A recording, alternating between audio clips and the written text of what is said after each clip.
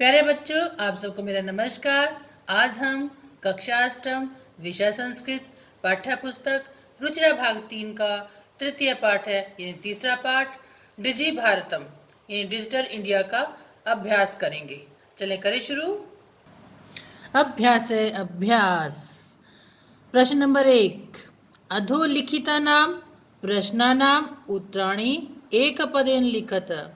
अधोलिखितानां नीचे लिखे गए प्रश्नानां प्रश्नों के उत्तराणि उत्तर एक पदेन लिखत एक पद में लिखिए। क कुत्र डिजिटल इंडिया इत्यस्य चर्चा भवति। कुत्र कहाँ पर डिजिटल इंडिया इसकी चर्चा हो रही है। कहाँ पर बच्चों बताओ। संपूर्ण विश्व में, पूरे संसार में, तो संपूर्ण विश्व। ख केन से मानवस्य आवश्यकता परिवर्तते। केन से किसके साथ मनुष्य की आवश्यकता बदल रही है। परिवर्तते बदल रही है किसके साथ। काल परिवर्तनेन समय के परिवर्तन के साथ ही मनुष्य की आवश्यकता बदल रही है। ग आपणे वस्तूनां क्रय समये केषाम् अनिवार्यता न भविष्यति। आपणे बाजार में वस्तुओं के क्रय समय खरीदने के समय में केशाम किन की अनिवार्यता नहीं होगी। किन की। रुपये का नाम रुपयों की अनिवार्यता नहीं होगी। घ कस्मिन् उद्योगे वृक्षः उपयुज्यन्ते। कस्मिन् किस उद्योग में वृक्षः उपयुज्यन्ते वृक्षों का उपयोग किया जाता है। किस उद्योग में बच्चों। कर्कद उद्योगे कागज के उद्योग में। तो यहाँ इसका आंसर क्या है। कर्कद उद्योगे। अंग अद्य सर्वाणि कार्याणि केन साधितानि भवन्ति। आज सभी कार्य किससे संपन्न किए जाते हैं, संपन्न होते हैं। किससे बेटे। संगणकेन कंप्यूटर के द्वारा। संगणकेन कंप्यूटर के माध्यम से आज सभी कार्य संपादित किए जाते हैं, संपन्न किए जाते हैं। प्रश्न नंबर 2। अधोलिखितान प्रश्नान पूर्ण वाक्येन उत्तरत। नीचे लिखे गए प्रश्नों के पूर्ण वाक्य में उत्तर दीजिए। क प्राचीन काले विद्या कथम गृह्यते समय।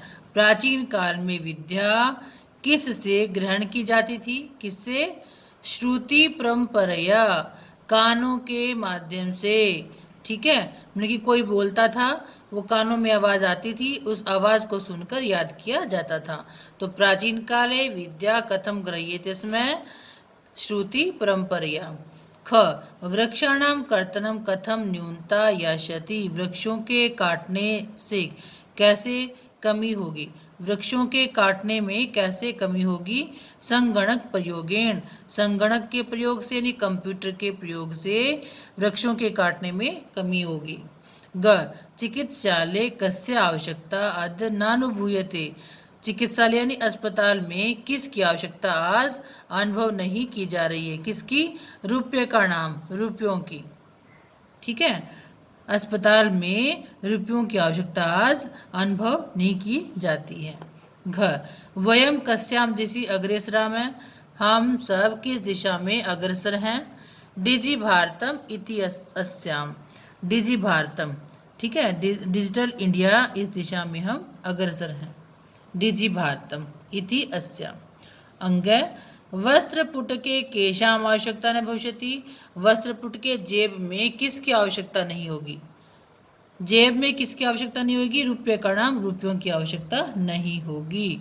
क्या है इसका आंसर। रुपये का नाम। प्रश्न नंबर 3। रेखांकित पदानि अधिकृत्य प्रश्न निर्माणम कुरुत। रेखांकित पदों को आधार मानकर प्रश्न निर्माण कीजिए। क भोजपत्रोपरि लेखनम आरब्धम। भोजपत्र के ऊपर लिखना आरंभ हुआ। तो यहाँ पर देखिए रेखांकित पद है लेखनम। ठीक है, तो क्या भोजपुत्र के ऊपर लिखना आरंभ हुआ। भोजपुत्र के ऊपर क्या आरंभ हुआ। तो यहाँ पर किम आएगा। इसका आंसर क्या है। किम। भोजपत्रोपरि किम आरब्धम। ख लेखनार्थम कर्गदस्य आवश्यकता अनुभूति न भविष्यति। लिखने के लिए कागज की आवश्यकता अनुभव नहीं होगी। तो यहाँ देखिए कर्कदस्य शब्द पर रेखांकित है ये, तो यहाँ पर कर्कद में षष्ठी विभक्ति का एक वचन है, तो यहाँ कस्य आ जाएगा। क्या आएगा? कस्य। कस्य आवश्यकता अनुभूति न भविष्यति। ग विश्राम गृहेषु कक्षम सुनिश्चितम भवेत। विश्राम घरों में कक्ष सुनिश्चित हो। तो कहाँ पर हो? कहाँ पर? यहाँ पर देखिए सप्तमी विभक्ति का बहुवचन है, तो यहाँ पर कुत्र शब्द का प्रयोग किया हमने। कुत्र माने कहाँ पर? कहाँ पर कक्ष सुनिश्चित हो। घ सर्वाणी पत्राणी सभी टिकटें चल दूरभाष यंत्रे मोबाइल यंत्र में सुरक्षितानि भवन्ति सुरक्षित होती हैं। तो यहाँ देखिए चल दूरभाष यंत्र में सप्तमी विभक्ति का एक वचन है, तो यहाँ कस्मिन में सप्तमी विभक्ति का एक वचन लगाया है। ठीक है, आगे अंग है वयम उपचारार्थम चिकित्सालयम गच्छामः। हम सभी उपचार के लिए अस्पताल जा रहे हैं। तो किसके लिए? यहाँ देखिए उपचार के लिए है ना, तो यहाँ उपचार में चतुर्थी विभक्ति का एक वचन है उपचारार्थम। तो ये देखिए किमर्थम, क्या है यहाँ पर? किमर्थम। ठीक है, क में किम, ख में कस्य, ग में कुत्र, घ में कस्मिन और अंग में किमर्थम। आगे चलें।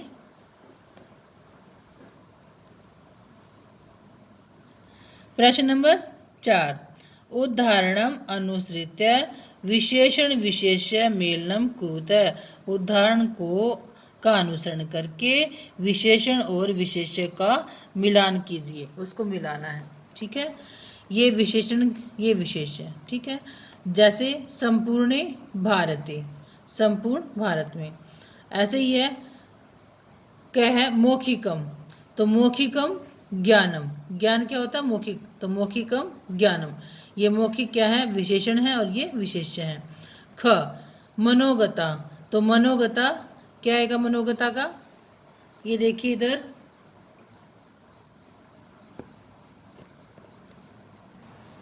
भावा, मनोगता भावा।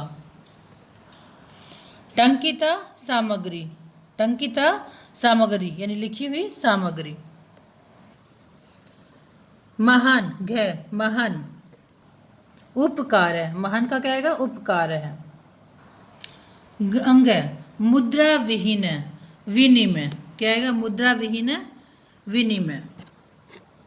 प्रश्न नंबर 5 अधोलिखित पदयो संधिम कृत्वा लिखत। नीचे लिखे गए पदों में संधि करके लिखिए। पदस्य जमा अस्य, पदस्य जमा अस्य, पदस्यास्य, पद अदस्य या श य। ठीक है, ये पदस्य शब्द था, यहाँ पे य के अंदर जो ए है, ए मिलेगा तो या आ बन जाएगा, दीर्घ हो जाएगा ए को मिलके, तो पदस्यास्य। तालपत्र जमा ऊपरी, तालपत्रोपरि। ठीक है, ऊ को ओ आदेश हो जाएगा, तालपत्रो ऊपरी। च जमा अतिष्ठत, यहाँ देखिए च में ए है और ए में ए है, दोनों को मिलके दोनों ए का दीर्घ हो जाएगा, आ बन जाएगा चातिष्ठत। च जमा अतिष्ठत चातिष्ठत। करगद जमा उद्योगे, करगदो उद्योगे, ऊ है ऊ को ओ हो जाएगा, तो करगदो उद्योगे।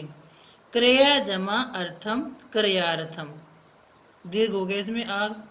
इति जमा अनयो इत्यनयो, ई को यह आदेश हो जाएगा यण संधि में। इति जमा अनयो इत्यनयो। उपचार जमा अर्थम उपचारार्थम। प्रश्न नंबर 6 उदाहरणम अनुसृत्य अधोलिखितेन पदेन लघु वाक्य निर्माणम कुरुतः।